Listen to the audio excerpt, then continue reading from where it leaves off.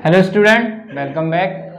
तो हम जो इस समय वैद्युत धारा के चुंबकीय प्रभाव यानी magnetic effect of electric current को पढ़ रहे थे, उसका एक वीडियो लेक्चर यानी कि इंट्रोडक्टरी लेक्चर जो है हम अपलोड कर चुके हैं। उसकी लिंक आपको जो है डिस्क्रिप्शन में मिल जाएगी। हम अब जो है आगे प्रोसीड करते हैं, इसमें पढ़ते हैं।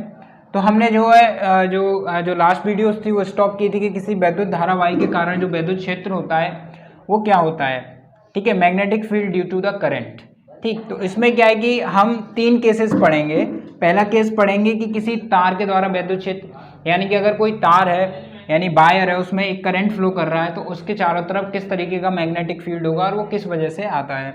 ठीक है, दूसरा केस पढ़ेंगे हम इसमें धारावाही लूप क्या होता है, उसमें किस तरीके से हम धारा लूप में धारा जब प्रवाहित होती है तो उसके द्वारा वैद्युत क्षेत्र किस तरीके से होता है। ठीक है, तीसरी चीज पढ़ेंगे हम प्रणालिका या सोलेनोइडल। ठीक है, प्रणालिका क्या होती है, प्रणालिका के द्वारा वैद्युत क्षेत्र क्या होता है, उसका हम क्यों इस्तेमाल करते हैं, उसके बारे में हम प्रणालिका के बारे में पढ़ेंगे। तो ये हमारे क्लास 10th के सिलेबस में है कि वैद्युत धारावाही के कारण वैद्युत क्षेत्र। तो ये सब वैद्युत धारावाही है कि किसी तार में वैद्युत धारा फ्लो हो, किसी लूप में धारा फ्लो हो या किसी प्रणालिका के अंदर वैद्युत धारा फ्लो हो, तो उसके द्वारा चुंबकीय क्षेत्र क्या होगा। ठीक है, उसके बाद हम नेक्स्ट टॉपिक पढ़ेंगे इसमें कि चुंबकीय क्षेत्र में धारावाही बल। यानी कि अगर कोई धारावाही यानी कि कोई भी सर्किट, इनमें से कोई भी धारावाही यानी कि अगर वो तार हो सकता है, एक लूप हो सकता है या कोई सोलेनोइडल हो सकता है, कि अगर किसी चुंबकीय क्षेत्र में रखा हो, ये चुंबकीय क्षेत्र तो खुद प्रोड्यूस कर ही रहे हैं, साथ ही साथ हम एक एक्सटर्नल यानी बाहर से कोई चुंबकीय क्षेत्र में इनको रख दें तो उन पर किस तरीके से बल काम करता है, कौन सा बल काम करेगा, उसकी दिशा क्या होगी, उसके बारे में हम पढ़ेंगे। चुंबकीय क्षेत्र में धारावाही पे बल यानी कि force on a current carrying conductor in magnetic field. Okay, तो जो बल लग रहा है उस बल की दिशा को ज्ञात करने के लिए हम फ्लेमिंग का बाएं हाथ का नियम इस्तेमाल करते हैं, फ्लेमिंग्स लेफ्ट हैंड रूल। जिस तरीके से हमने वैद्युत क्षेत्र की दिशा ज्ञात करने के लिए लास्ट वीडियोस में हमने देखा ना, हमने राइट हैंड थंब रूल का इस्तेमाल किया था कि अगर कोई वायर है और उसमें से वैद्युत करंट जो है अपर डायरेक्शन की ओर होता है, तो हम जो है अपनी फिंगर्स को इस तरीके से कर्ल करते हैं ताकि हम हमारा जो थंब है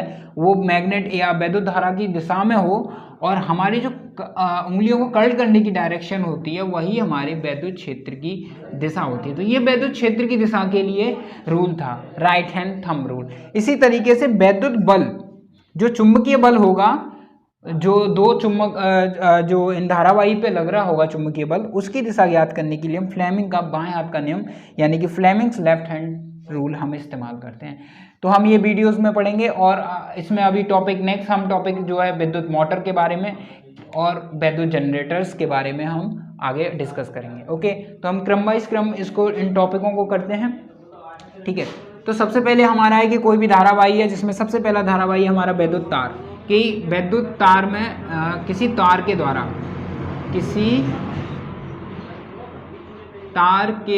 चुंबकीय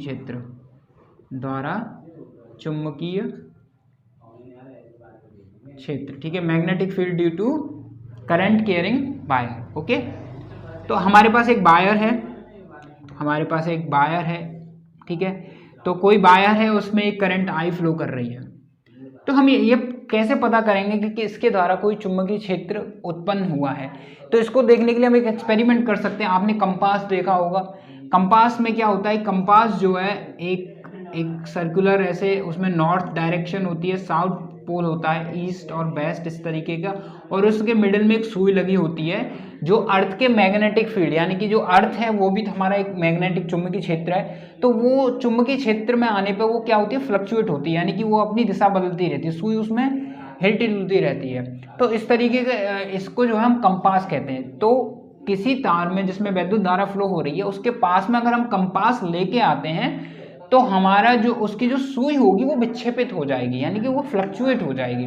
तो ये शो करता है कि उसके द्वारा जो तार है उसमें जो वैद्युत धारा फ्लो हो रही है, तो उस वैद्युत धारा फ्लो की वजह से उसमें एक वैद्युत क्षेत्र वो उत्पन्न कर रहा है, जिसकी वजह से इस जो कंपास है उसमें विक्षेपण हुआ, यानी कि वो उसकी जो सुई है विक्षेपित हुई है। अगर आप इसके स्विच को ऑफ कर दीजिए फिर कंपास लेके आइए तो उसकी सुई में कोई भी परिवर्तन नहीं होगा। इसका मतलब ये है कि आप जब तक जितनी देर तक इसमें करंट फ्लो करेंगे, वैद्युत धारा का प्रभाव करेंगे, तब तक ही वैद्युत क्षेत्र उत्पन्न रहेगा।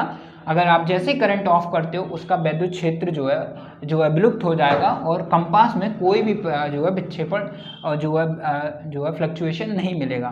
तो आपको ध्यान रखना है कि चुंबकीय क्षेत्र तभी तक हो सकता है जब तक कि किसी तार में वैद्युत धारा प्रभाव करती है। तो हमने इसकी वैद्युत क्षेत्र रेखाओं को बनाया था, ठीक है, कि वो वैद्युत क्षेत्र रेखाएं किस तरीके से एक सर्कुलर यानी कि एक सर्कल की तरह होती हैं वैद्युत क्षेत्र रेखाएं। हम उंगली को कल करते हैं, इस तरीके से उनकी दिशा होती है अगर करंट ऊपर की ओर फ्लो कर रही है तो, ठीक है। तो ये वैद्युत क्षेत्र लाइंस होती हैं जिनके बारे में मैंने आपको बताया था लास्ट वीडियोज में कि किसी भी वैद्युत क्षेत्र की तीव्रता वहाँ पर उस बिंदु पर वैद्युत क्षेत्र लाइन की संख्या के द्वारा निर्धारित की जाती है कि जितनी वैद्युत क्षेत्र लाइन होंगी उतनी ही उसमें जो है वैद्युत क्षेत्र की तीव्रता होगी। तो ये किसी तार के द्वारा चुंबकीय क्षेत्र होता है जब किसी तार में जो है करंट फ्लो हो रहा है तो उसके द्वारा एक वैद्युत क्षेत्र उत्पन्न होता है, ठीक है। तो इसका हम जो है किसी भी कंपास को लाके इसका जो है एक्सपेरिमेंट कर सकते हैं। तो ये इसका थ्योरी है कि किसी धारावाही तार में अगर वैद्युत क्षेत्र मतलब करंट फ्लो कर रहा है तो उसमें वैद्युत क्षेत्र की धारा क्या होगी, ठीक है। हम इसको ग्राफ को एक बार अच्छे से बना लेते हैं और इसमें इस तरीके से जो है ये तार इस तरीके से निकल रहा है, ठीक है। तो ये अगर किसी प्लेन में है कब इस टाइप का, ठीक है, तो उसमें वैद्युत क्षेत्र लाइन इस तरीके से हो जाएंगी, ठीक है। ये तार किसी निकल रहा है, इसमें धारा करंट है तो इसमें वैद्युत क्षेत्र रेखाएं ऐसी होंगी। और मैंने आपको लास्ट वीडियो में बताया था कि ये वैद्युत क्षेत्र रेखाएं एक तरह की इमेजिनरी लाइंस होती हैं, ये रियल में नहीं होती हैं। बट अगर आप एक एक्सपेरिमेंट कर सकते हो कि इस कप बोर्ड पे लोहे के जो टुकड़े हैं वो डाल दीजिए, फिर वैद्युत क्षेत्र इसमें धारा प्रवाहित कीजिए, तो वो एक सर्कुलर मोशन में, सर्कुलर लाइन में, इस तरीके से लाइन में आ जाते हैं, ठीक है। तो ये किसी तार के द्वारा चुंबकीय क्षेत्र होता है, ठीक है। अब हम पढ़ते हैं कि धारावाही लूप के कारण। तो जिस तरीके से ये तार है, तार में वैद्युत धारा हमने प्रवाहित की थी, उसी तरीके से धारावाही लूप के द्वारा चुंबकीय क्षेत्र, धारावाही लूप के द्वारा चुंबकीय क्षेत्र, ठीक है, यानी कि magnetic field due to the current carrying loop. तो लूप किस तरीके का होता है? लूप इस तरीके का होता है, ठीक है। इसमें जो है एक करंट फ्लो हो रही है, यहाँ से करंट गई तो करंट इस तरीके से फ्लो होगी और वो करंट वापस इस तरीके से निकल आएगी। तो ये एक तरीके का लूप है, ठीक है।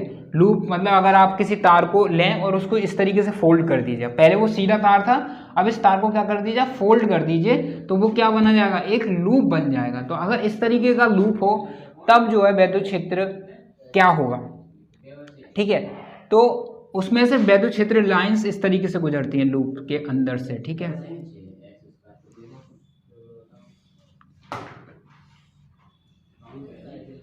ठीक है, इस तरीके से जो है ये वैद्युत क्षेत्र लाइंस होती हैं, फील्ड लाइंस, ओके।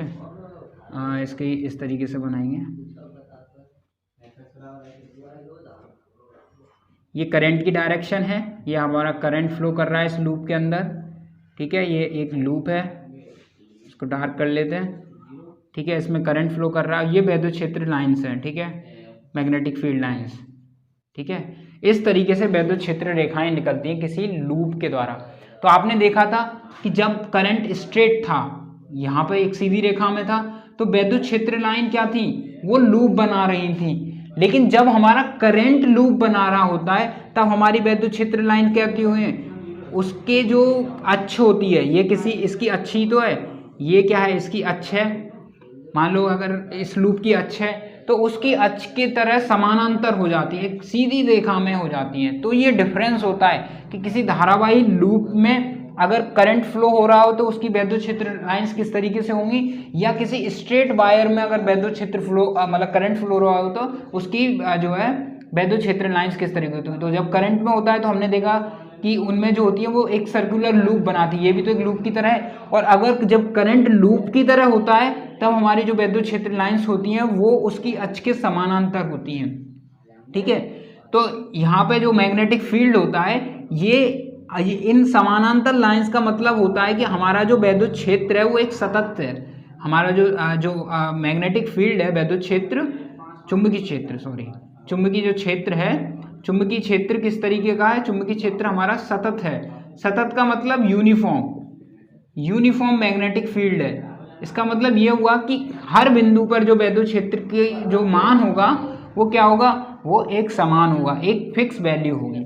तो ये डिफरेंस है दोनों में कि अगर एक किसी तार में हो तब वो वैद्युत क्षेत्र, चुंबकीय क्षेत्र लाइन जो है एक सर्कुलर लूप बनाती हैं, और अगर किसी सर्कुलर लूप में करंट फ्लो हो रहा हो तो चुंबकीय क्षेत्र लाइंस एक सीधी रेखा में उसकी अक्ष की ओर समानांतर होती हैं। ठीक है, तो ये हमारा किसी लूप के द्वारा हो गया। अब नेक्स्ट है हमारा किसी परिनालिका के द्वारा चुंबकीय क्षेत्र, किसी परिनालिका के द्वारा। तो आप इन दोनों में डिफरेंस याद रखेंगे कि किसी तार के द्वारा किस तरीके से वैद्युत क्षेत्र, चुंबकीय क्षेत्र लाइंस होंगी, और किसी लूप के द्वारा किस तरीके से चुंबकीय क्षेत्र लाइन होंगी। अब है परिनालिका, परिनालिका। ओके,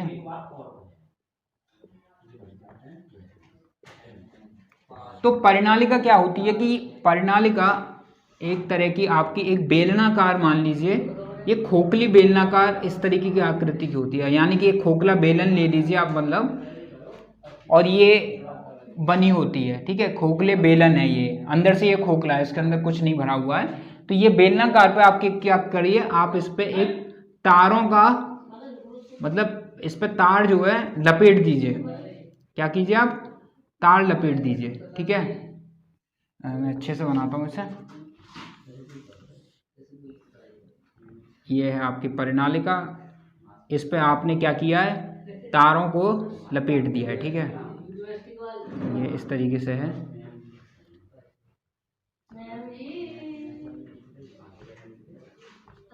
ठीक है, इस तरीके से तारों को जो है लपेट के रखा है आपने। इसमें से यहाँ से एक करंट फ्लो हो रहा है आई, और ये वापस करंट आपको यहाँ मिल जाएगा। ठीक है, इस तरीके से घूमेगा करंट, इस तरीके से। तो ये आपने क्या किया कि इस जो बेलनाकार जो लिया था आपने, वो कोई कंडक्टर नहीं होगा, वो क्या होगा, नॉन कंडक्टर, अचालक होगा। यानी कोई मान लीजिए आप क्या लीजिए, आप किसी फट्टे को गोल गोल कर लीजिए और उस पर आप लपेट दीजिए, या लोहे, या आपका वो होते हैं ना जो पाइप होते हैं घरों में पानी वाले, प्लास्टिक का पाइप लीजिए आप, और उस पर जो है तांबे का तार लपेटते जाइए, उस पर लपेटते जाइए, तो वो आपका क्या बन जाएगा, वो आपकी परिनालिका यानी कि सोलेनोइडल बन जाएगा। ठीक है, तो उसमें आप किसी फिर उसको एक बैटरी से जोड़ देंगे, उसमें धारा प्रवाहित करेंगे। ठीक है, तो उसमें इसके द्वारा भी एक वैद्युत क्षेत्र उत्पन्न होगा। तो जब ये इस तरीके की लाइन है, तो ये हमने लूप का पढ़ा था, तो ये इस तरीके से कितने हैं, इसमें n लूप बन जाएंगे। देख रहे हैं ना आप, एक लूप, दो लूप, तीन लूप, और ऐसे आप बहुत सारे लूप बनाएंगे। तो प्रत्येक लूप के द्वारा जो है वैद्युत क्षेत्र बढ़ जाएगा। तो उसमें भी जो वैद्युत क्षेत्र लाइंस होंगी वो किस तरीके की होंगी, इस तरीके से। परिनालिका के अंदर से जो वैद्युत क्षेत्र लाइंस होंगी वो सीधी रेखा गुजरेगी, और फिर वो इस तरीके से फोल्ड होंगी। ठीक है, हम इसको अभी मिटा देते हैं, अभी इतना याद रखिए, वो किसी बैटरी से जुड़ी हुई है, तो इस तरीके से।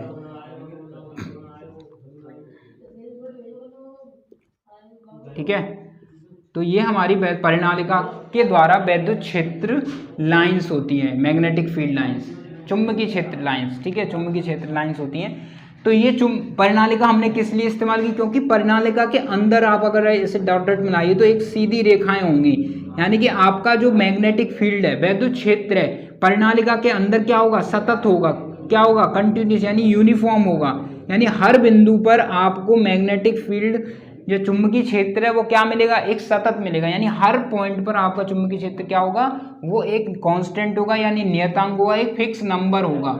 तो जब आपको सतत चुंबकीय क्षेत्र की आवश्यकता पड़ती है तो वहां आप वो सतत चुंबकीय क्षेत्र किसके द्वारा बना सकते हैं, एक परिनालिका के द्वारा, एक सोलेनोइडल का इस्तेमाल करके परिनालिका के द्वारा आप एक सतत यानी यूनिफॉर्म मैग्नेटिक फील्ड प्रोड्यूस कर सकते हैं, जो कि उसके अंदर होता है। ठीक है, और अगर ये परिनालिका लंबी हो, यानी कि बहुत बड़ी लंबाई की हो, तो इसके बाहर जो चुंबकीय क्षेत्र होता है वो जीरो हो जाता है। इसके बाहर कोई भी चुंबकीय क्षेत्र नहीं होता, जो सारा का सारा चुंबकीय क्षेत्र होता है वो कहाँ होता है, इस परिनालिका के अंदर होता है। ठीक है, और वो कैसा चुंबकीय क्षेत्र होता है, वो सतत चुंबकीय क्षेत्र यानी यूनिफॉर्म मैग्नेटिक फील्ड होता है। ठीक है, तो ये भी एक धारावाही लूप था, देखिए इसमें भी धारा प्रवाहित कर रही थी। तो इस तरीके से तीन कंडीशंस के द्वारा, किसी तार के द्वारा, किसी लूप के द्वारा या परिनालिका के द्वारा हम मैग्नेटिक फील्ड या चुंबकीय क्षेत्र प्रोड्यूस कर सकते हैं।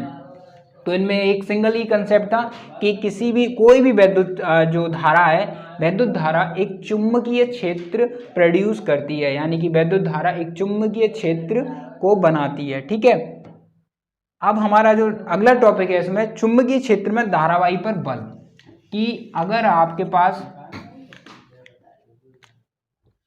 कोई भी धारावाही रखा हुआ है, मान लीजिए एक तार है और आपने इसको वोल्टेज से बैटरी से जोड़ा हुआ, इस तार को आपने मान लीजिए लटका रखा है। ठीक है, और इसमें क्या है, एक करंट फ्लो हो रहा है, इस तार में क्या है, इसको लटका दिया आपने और ये कहीं बैटरी से जुड़ा हुआ है और उसमें करंट फ्लो हो रहा है। और आप क्या करते हैं, फिर एक चुम्बक इसके पास में लेके आते हैं। मान लीजिए ये चुम्बक है हमारी, ये इसका कोई नॉर्थ पोल है, ये साउथ पोल है, इस चुम्बक को इसके पास में लेके आते हैं।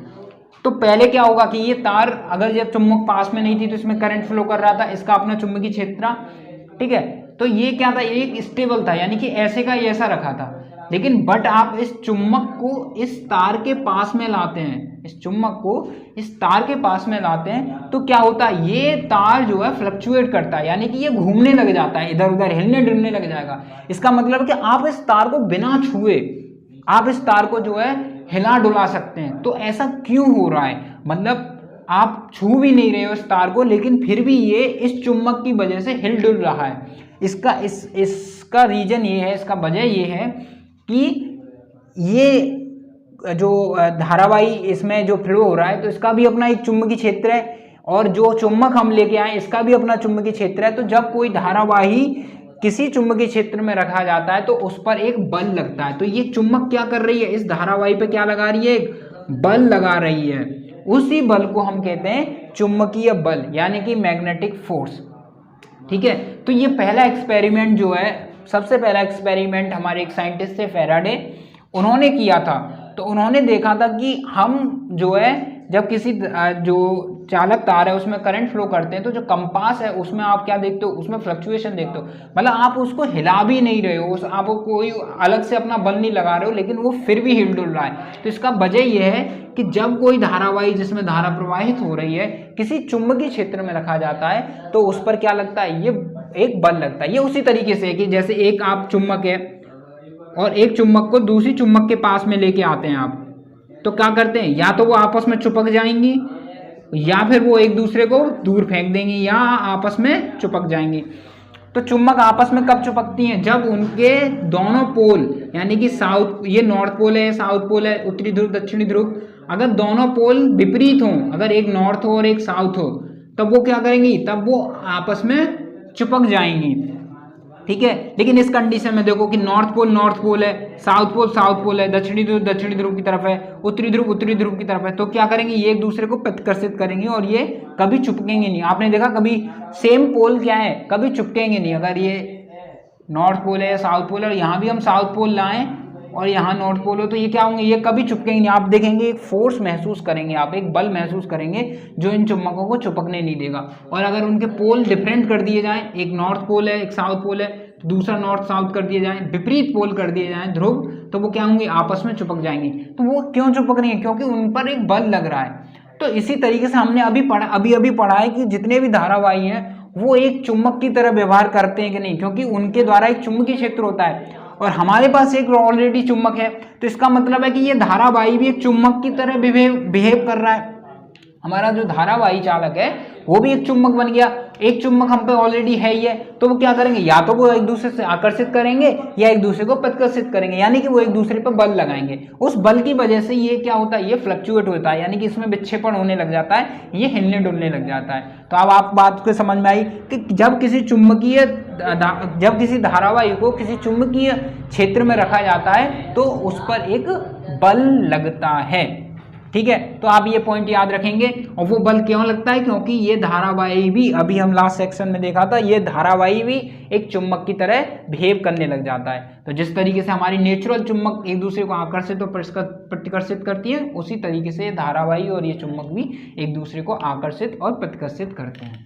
ठीक है, तो मैं ऐसा बताया था कि हम इस जो बल की जो दिशा है वो किस दिशा से निकालते हैं, वो फ्लेमिंग के लेफ्ट हैंड रूल से बल निकालते हैं। तो इसमें ये समझने की, मान लीजिए एक आवेश है, एक धनात्मक आवेश है Q, एक किसी दिशा में B पर जो है जा रहा है, इसकी वेलोसिटी जो है यानी कि वेग है वो इस दिशा में, और वैद्युत क्षेत्र आपका इस दिशा में लग रहा है, ठीक है, उसके जो है लंबवत वैद्युत क्षेत्र लग रहा है। मान लीजिए वो इस तरीके से, इस तरीके के वैद्युत क्षेत्र में जो जा रहा है वो, ठीक है। हमारा वैद्युत क्षेत्र की दिशा क्या है, ये है।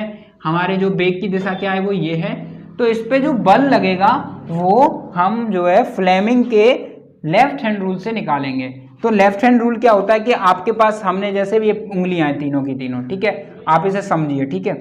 ये हमारी एक उंगली है, ये एक उंगली है और एक ही उंगली है। तो हम ये मानते हैं कि ये हमारी बी की दिशा में है। ये किस दिशा में है, ये बी की दिशा में है, ठीक है, यानी कि चुंबकीय क्षेत्र की दिशा में, चुंबकीय क्षेत्र की दिशा में है हमारी ये वाली उंगली, ठीक है। ये उंगली अगर हम बेग की दिशा में, जिस दिशा में वो गति कर रहा है आवेश, उस दिशा में लगे, तो हमारा बेग गति किस आवेश में कर रहा है, ये इस तरीके से है कि नहीं। ये हमारा प्लेन है जिसमें ये रखा हुआ है, बी हमारा ये है और जो चुंबकीय क्षेत्र ये है और इसकी गति ये है।